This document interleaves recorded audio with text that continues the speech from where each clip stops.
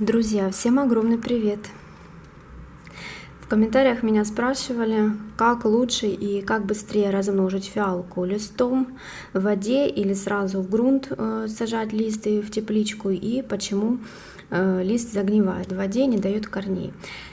Значит, у каждого способа есть свои преимущества, свои недостатки. Если вы только начали увлекаться выращиванием фиалок, то однозначно ответить, какой метод подойдет, нельзя. Нужно пробовать, нужно экспериментировать, пробовать оба варианта и наблюдать.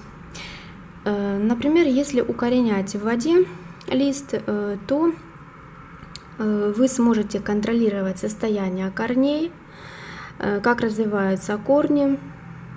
Желательно брать прозрачную емкость, и через нее вы будете видеть состояние корневой. Это очень удобно. Берем обычную отстоянную воду для укоренения. Уровень воды надо контролировать и по мере испарения доливать ее. Ни в коем случае вода не должна касаться самой листовой пластины, иначе черенок может загнить. Примерно на 1 сантиметр мы погружаем черешок в воду, и ждем появления корней. Когда могут появиться корни? Это все зависит от температуры в помещении, от условий, в которых укореняется сам черенок, от сортовых особенностей фиалки. Значит, когда корни будут примерно полсантиметра, максимум сантиметр, мы пересаживаем лист в грунт. Долго я не жду, когда корни будут больших размеров, там по 2, по 3 сантиметра. Целая борода корней — это тоже не очень хорошо. Лучше сажать с корешками, если они покороче. Значит, какая может возникнуть трудность в укоренении? Это, конечно, загнивание черенка в воде. Почему это может вообще приключиться? Значит, черенок может гнить, чернеть. В этом случае мы можем заново сделать срез, удалить поврежденную ткань и заново поставить на укоренение. Можно добавить активированный уголь, если хотите, прям в воду. Значит, почему это может произойти? Значит, причиной загнивания может оказаться, например, сквозняк.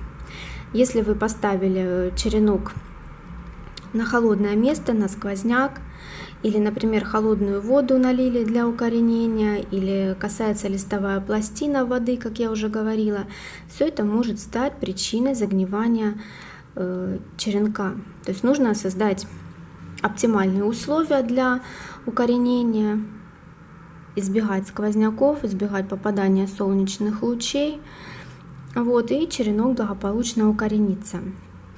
Мне, например, больше нравится укоренять сразу в грунте, то есть это намного экономит время. Мы сразу посадили наш черенок в грунт, там поставили в тепличку, и все, и ждем деток. В воде, когда укореняем, то потом его надо высаживать в грунт, то есть немного это дольше занимает этот процесс. Но если все же я укореняю в воде, то я, в принципе, дожидаюсь деток прям в воде. Вот лист с детками. Вот они, детки. То есть мне нравится, когда детки проклевываются уже в воде.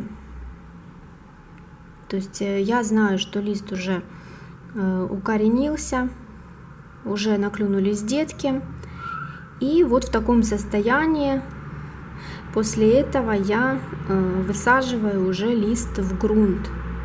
Детки быстро трогаются в рост и быстро начинают развиваться. Корешки как раз небольших размеров, как раз то, что надо, и при этом уже есть детки. Это очень замечательно. Значит, если я укореняю в грунте, то берем черенок, выбираем хороший здоровый лист, укорачиваем его или под углом делаем срез, или просто отламываем, это не принципиально. Лист в любом случае укоренится, и сажаем его сразу в грунт и ставим в тепличку. И примерно около 2 недель я туда не заглядываю. Потом по мере подсыхания поливаем черенки и проветриваем тепличку, если скапливается конденсат. Обязательно надо проветривать, так как конденсат может стекать по стенкам самой теплички, и влага будет попадать на сами черенки. От этого может произойти загнивание. Поэтому обязательно проветриваем тепличку, если есть конденсат. Поливаю я через обычный верхний полив черенки. Значит, как укоренить лист в воде, как высадить черенок в грунт. На канале у меня есть видео. Внизу оставлю ссылочки. На этом, друзья, буду заканчивать это видео. Всем хорошего, отличного настроения, красиво цветущих фиалочек и всем пока!